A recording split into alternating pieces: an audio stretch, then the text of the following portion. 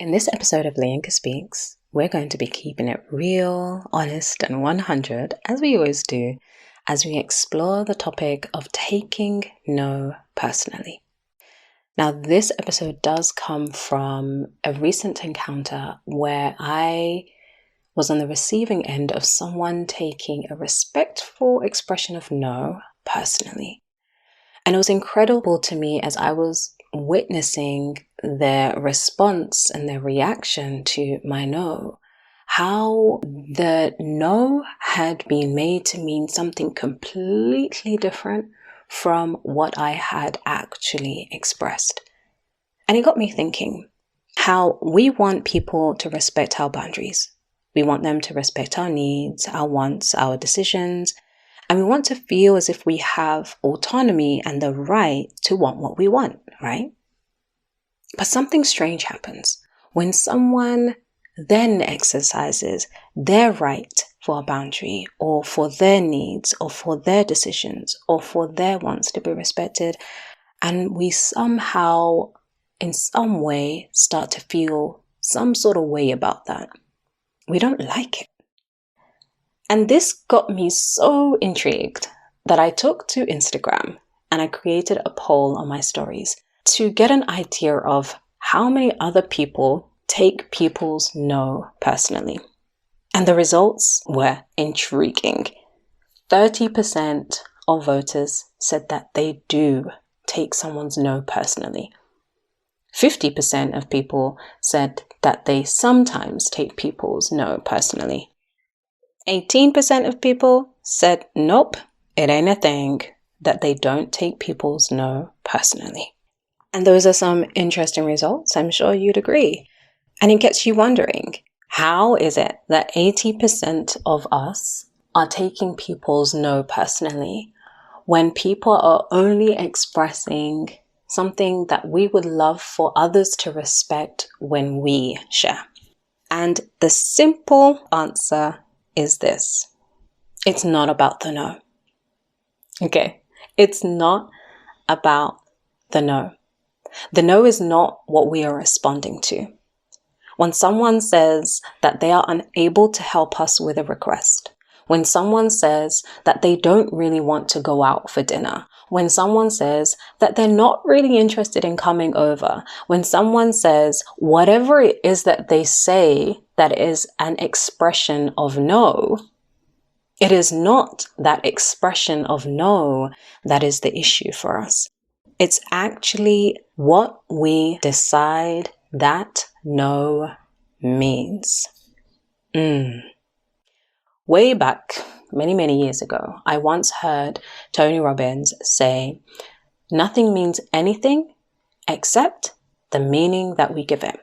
And I must admit, when I first heard it, I thought, what the hell is this dude talking about? Of course, things have meaning. Things mean things. Nothing means nothing. Everything has meaning. And then I evolved and I matured and I developed in understanding, and I realized that this dude was right. That it's the meaning that we assign to things that lead to how we feel.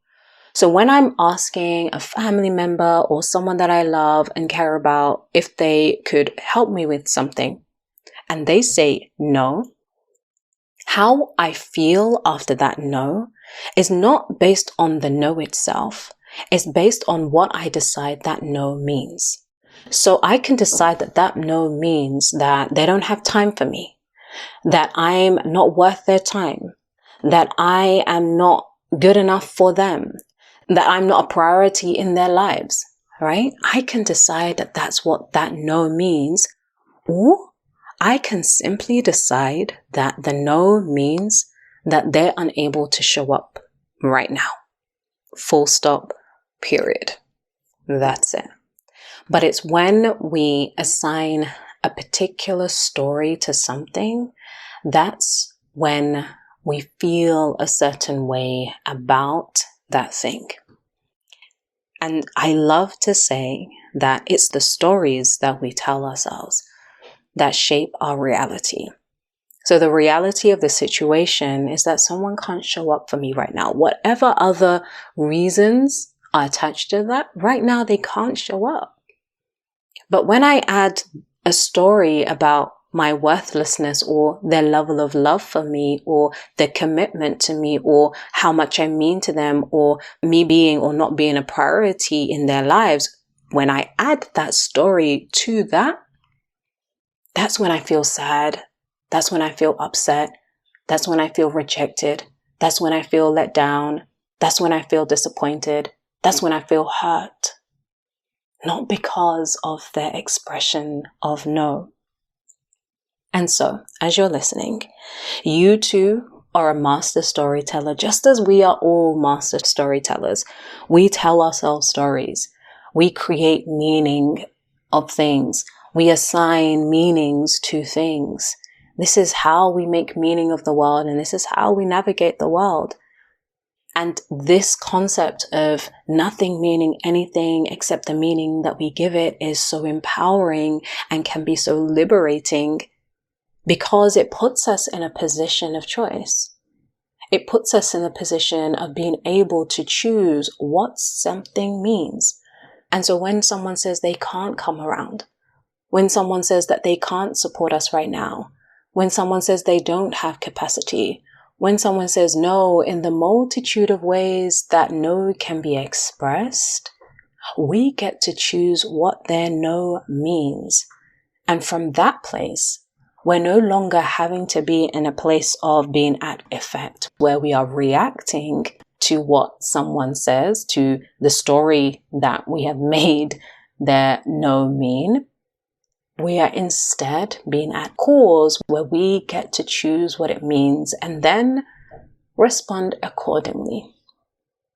And when we get to choose the story, we remain in an emotionally and mentally empowered place.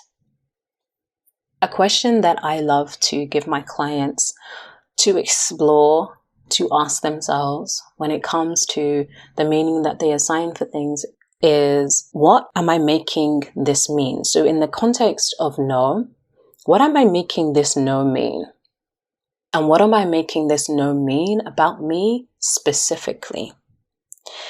And the beautiful thing is, when you ask yourself that, that brings about a conscious awareness of the story that you had told yourself. Because let's face it, the stories that we run on loop in our head, or the stories that we assign to things, the meaning that we assign to things, are unconscious. We're not immediately conscious and aware of them. So when you feel a certain way, when you feel upset, when you feel sad because someone has said no, you're not immediately aware that it's because you feel that they are rejecting you and that's why you feel that way. You're not immediately aware of the story. But being able to take a moment as you're feeling what you're feeling and say, okay, what am I making this mean? What am I making this mean about me specifically? You bring to your conscious awareness what is going on unconsciously. And sometimes what I like to do, because I also am a meaning-making person and I'm also a master storyteller just like you, what I like to do sometimes is to verbalize to myself audibly to say, okay, the story that I'm making this mean right now is that they don't love me.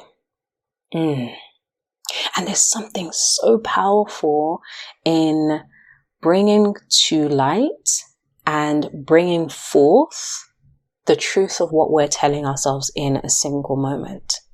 In that single moment, not only are we raising our level of awareness, but we are able to see it, bring light to it. It doesn't remain as this dark monster lurking in the corner that we are reacting to. Actually, we get to bring it to light and we realize, it's not what it is. It's not what we thought. It's something else. We then get to challenge it. We get to unpick it. We get to unpeel it. We get to get curious about it. We get to lean into it. We get to sprinkle a dose of love and compassion on it. We get to understand what is really going on in a moment. And so maybe someone's no is not even about you, you know? But you've made it about you because it reminds you of all the times when you were told no in your past, for instance.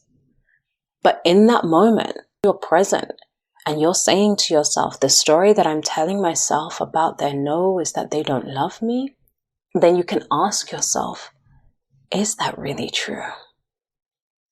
And what evidence really do I have that this is true? Yes, they do love me. And this is the evidence that I have that they do love me. In this instance, though, this no does sting, but it doesn't mean that they don't love me. You see this deliciousness happening? You see this? This is the awesomeness that comes about when we raise our awareness, when we lean in with curiosity, and when we rise in our God-given power. You, dear listener, have the God-given power to choose. And so the no that you hear from someone doesn't have to be personal. It doesn't have to be a personal attack. It doesn't have to be a personal rejection. It doesn't have to be personal at all. It is and can be a simple expression of no. And you, my lovely, can take it exactly as that. You have full capacity to.